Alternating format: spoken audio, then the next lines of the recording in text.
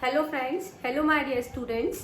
Myself Priyanka Jain and today I come to you with the topic that is electron gain enthalpy.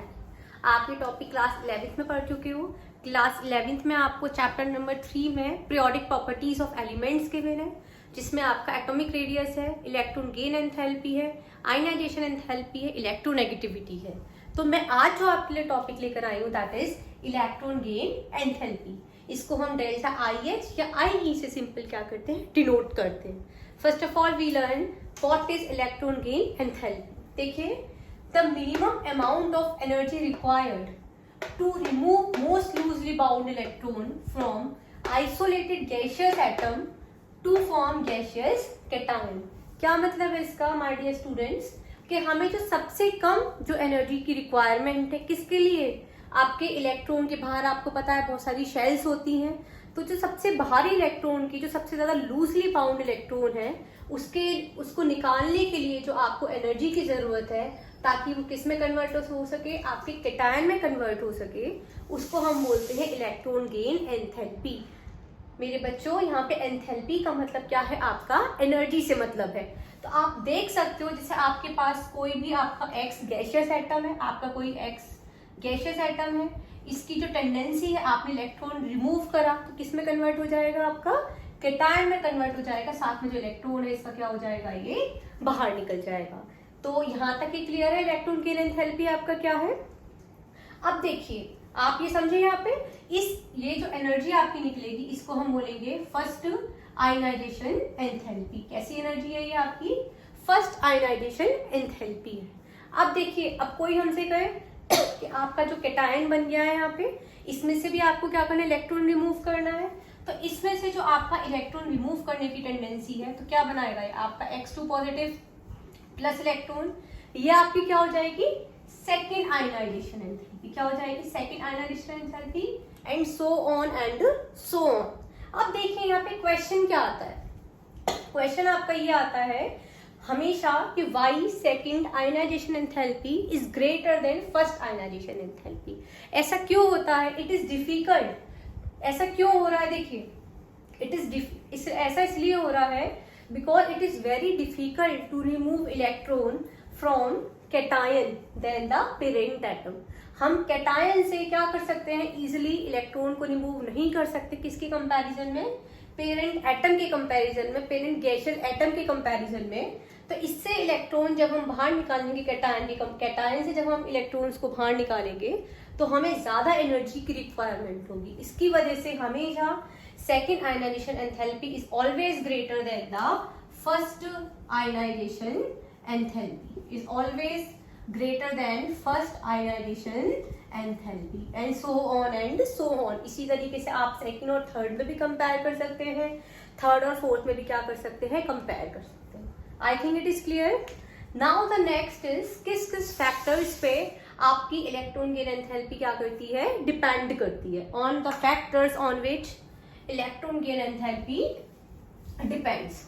जो आपका सबसे पहला, बहुत सारे ऐसे हैं लेकिन जो मोस्ट इंपॉर्टेंट फैक्टर है जिसपे आपका इलेक्ट्रॉन गेन एंथैल्पी डिपेंड करता है दैट इज आपका साइज ऑफ एटम. क्या है आपका साइज ऑफ एटम, आपका जो एटम है उसका साइज क्या है. देखिए, इसको हम सबसे पहले समझते हैं कि साइज ऑफ एटम से किस तरीके से डिपेंड करती है. देखिए, आयनाइजेशन एंथैल्पी हमेशा क्या करेगी, डिक्रीज करेगी जैसे एटम का साइज क्या होता है, बढ़ता जाएगा. देखिए, ये आपका कोई भी न्यूक्लियस, ये आपके क्या है, शेल्स है, ये आपके क्या है, शेल्स है. मानिए एक इलेक्ट्रॉन आपका यहाँ है, कुछ इलेक्ट्रॉन्स आपके यहाँ है, कुछ इलेक्ट्रॉन्स आपके यहाँ है, कुछ इलेक्ट्रॉन्स आपके यहाँ है. तो इसमें क्या है, जैसे जैसे नंबर ऑफ शेल्स बढ़ते जाएंगे द अट्रैक्शन, जो इलेक्ट्रॉन और जो न्यूक्लियस के बीच की जो अट्रैक्शन होगा वो क्या करता जाएगा, डिक्रीज करता जाएगा. और आयनाइजेशन एंथैल्पी क्या हो जाएगी आपकी, मेरे बच्चों, डिक्रीज होती जाएगी. तो हम यहाँ बोल सकते हैं कि जैसे ही हम टॉप टू बॉटम आएंगे हमारा एटॉमिक साइज बढ़ जाएगा. एटॉमिक साइज बढ़ने से क्या बढ़ेगा, नंबर ऑफ शेल्स बढ़ जाएंगे और हमारे लिए बहुत ईजी हो जाएगा इलेक्ट्रॉन्स को बाहर निकालना. क्यों, क्योंकि न्यूक्लियस और आउटर मोस्ट इलेक्ट्रॉन्स के बीच में क्या हो जाएगा बच्चों, अट्रैक्शन कम हो जाएगा. तो सेकेंड फैक्टर है आपका पेनिट्रेशन इफेक्ट ऑफ इलेक्ट्रॉन्स. कि इलेक्ट्रॉन्स का किस तरीके का क्या है पेनिट्रेशन इफेक्ट है। एक बहुत अच्छा टॉपिक है ये। इसमें से बहुत सारे जनरली रीजंस के क्वेश्चंस आप लोगों से पूछे जाएंगे कि रीजंस क्या है आपके। देखिए, अगर हम सेम ऑर्बिट की बात करें, if we are talking about same orbit, आप सबको पता है कि जो सेम ऑर्बिट की अगर हम बात करेंगे तो जो आपका एस ऑर्बिट है it is more near to the nucleus, उसके बाद पी होगा, उसके बाद डी होगा और सबसे बाद में क्या होगा आपका एफ होगा।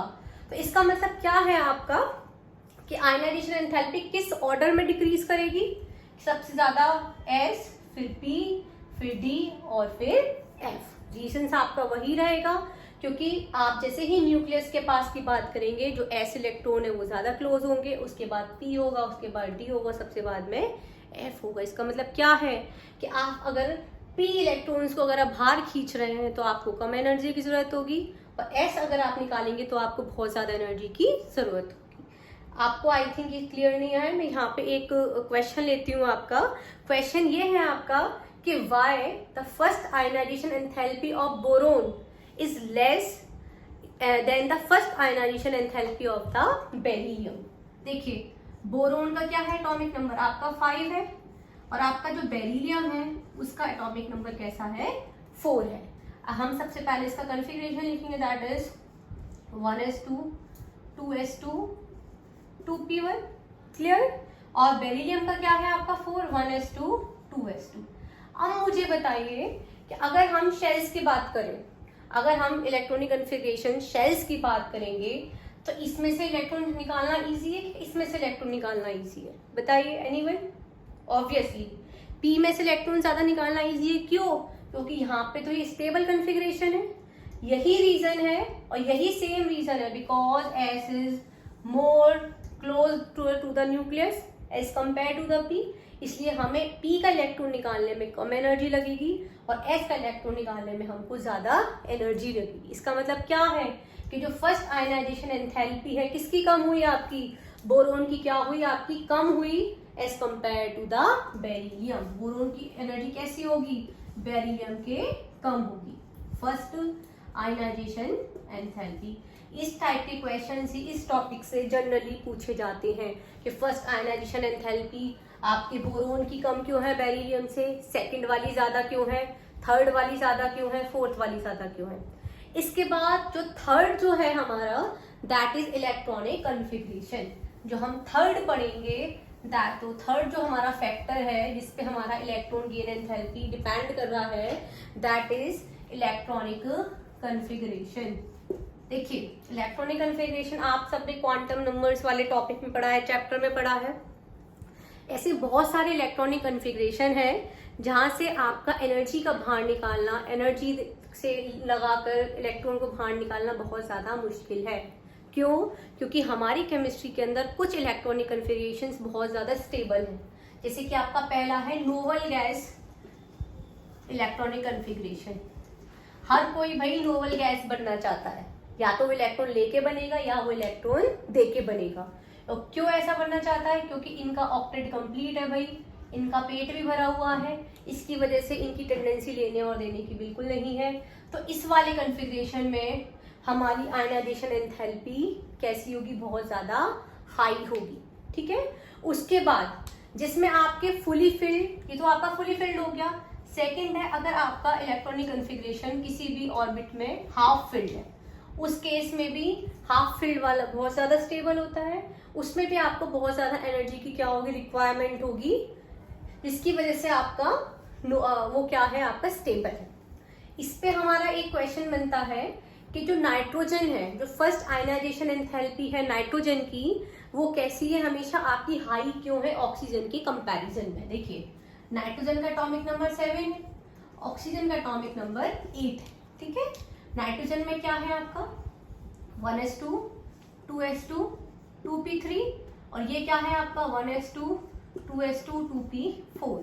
आपको पहले बताया जो हाफ फील्ड जो कॉन्फ़िगरेशन है दैट इज मोर स्टेबल। अब इसमें क्या है, एग्जैक्टली हाफ फील्ड है, तो इसमें से जो हम मोस्ट लूजली बाउंड इलेक्ट्रॉन को निकालेंगे उसके लिए हमें क्या चाहिए होगी, we need more energy to remove out the most loosely bound electron.